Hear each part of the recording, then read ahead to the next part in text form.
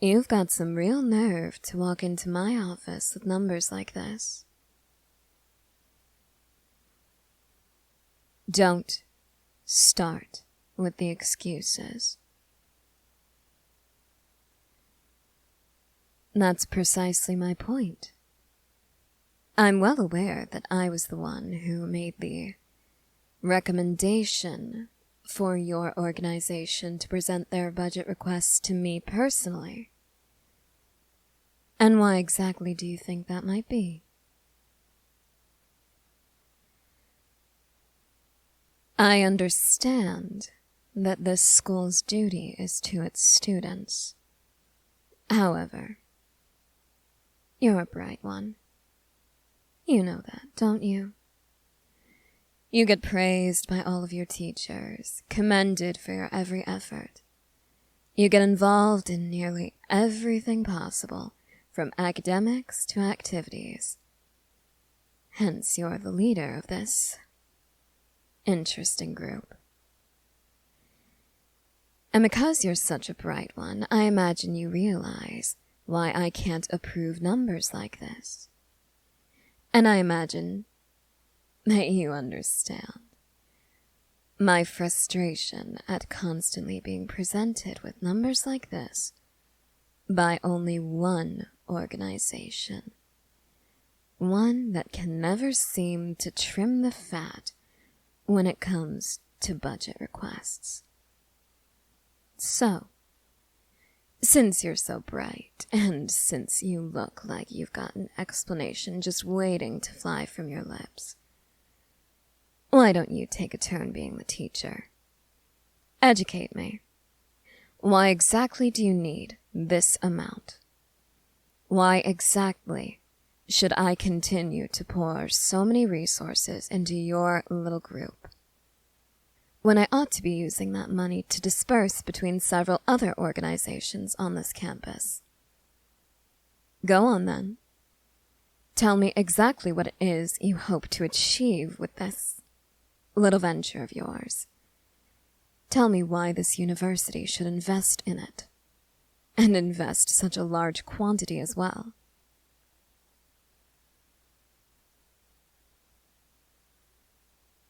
I beg your pardon?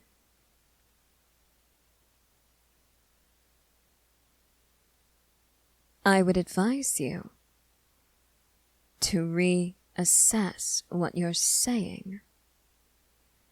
I would advise you to be mindful of your tone when speaking to your superior. And I would advise you against continuing any further if you're going to bring my professional history into this argument. That is not a discussion that you want to get into. Not when I'm already on the verge of tearing this paper in two and using it to smother whatever other arguments you might have that pertain to my past. I would advise you to shut your mouth, sit back down, and decide just how important the survival of this little organization is to you. Because I'm going to assume that you dove into this without any proper planning. Smart as you may be, you do have a plethora of interests. Hence, your list of extracurricular activities seems to be lengthening exponentially. However, as passionate as you are about each of them, not every single one of them can be sustained. For just when two new interests arise, at least one falls by the wayside. So think on it. You may be smart, but you didn't plan ahead. You may be smart, but You're not exactly strategic. You may be smart, but if you can't find a way to cut these numbers, is it really worth it for this group to survive?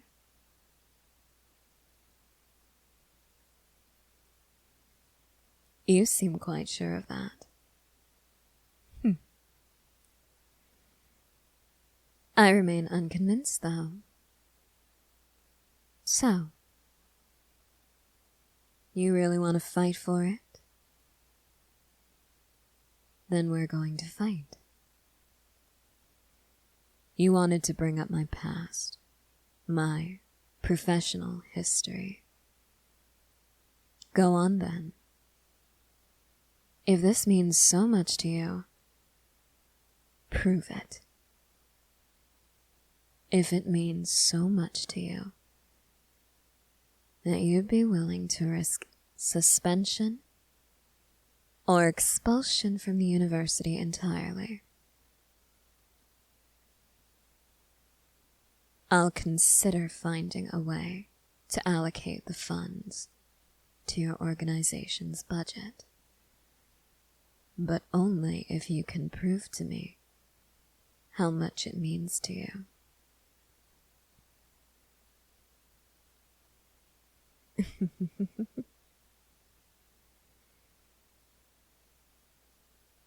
I never said that I wouldn't expel you for whatever it is you say to me. Only that I would consider finding a way to keep your organization alive. A true leader is willing to go down fighting for what they believe in, even if there's no guarantee that they'll really be going down, no guarantee that they'll survive or die. They're willing to do it. So go on then. Flip the coin. Make the call. Decide now what kind of leader you wish to be.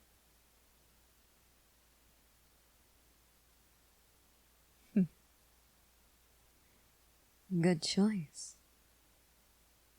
Now let's hear it, shall we? Let's hear your little speech.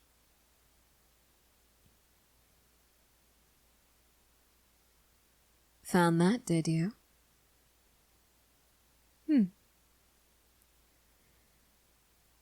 I did say that you're smart. A bright one. So bright that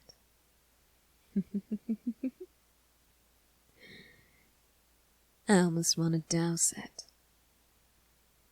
Like a fire that's grown too big. But you are right about that. I did serve. And I was. Well, you know, don't you? I went down fighting. Whether I would live or die, I didn't care. What I cared about was what I was fighting for.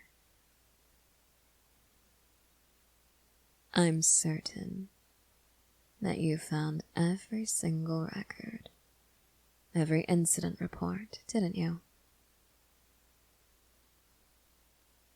Like I said, so bright.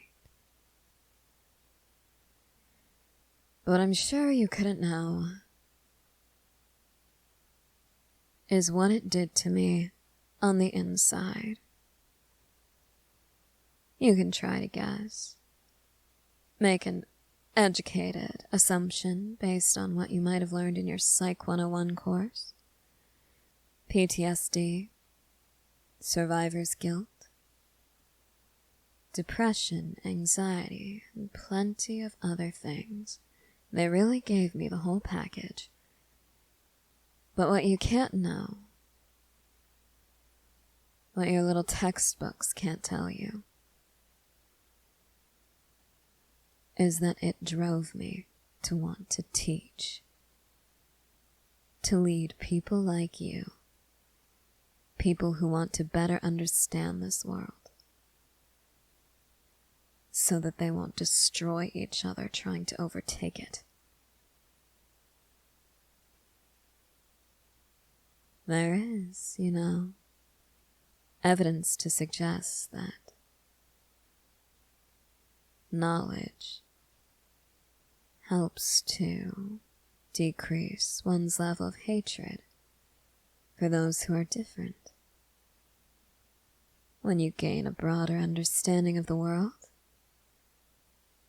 you start to realize that all those differences aren't meant to divide us, not really. We all belong here. We all do. And much like every other different species on this planet, we don't all come in the same shapes or colors, but that doesn't mean that we aren't equally deserving of being here. I wanted to be a part of that guiding force that taught this world how to see everything and nothing all at once. How to see in a person not an enemy or an ally, just a person. Just another human being trying to exist. That is what that did to me. And that is why, because you so brazenly brought up my professional history to make your point, that is why you are only getting a 1-week suspension. You'll be permitted to attend online classes, of course, so that your grades don't suffer. And I'll see what I can do for your organization's budget. However, I will not be providing you with what you asked for. You say you want to do what I did. Then do it. Find a way to get what you need. Lead them. And if you need any permissions for fundraisers or activities and such, my door's always open for that. But you'd better think twice before coming to me with any more numbers like this. Do you understand me? Good. Now get the hell out of my office. And take this with you before I'm tempted to make it burn as bright as you do.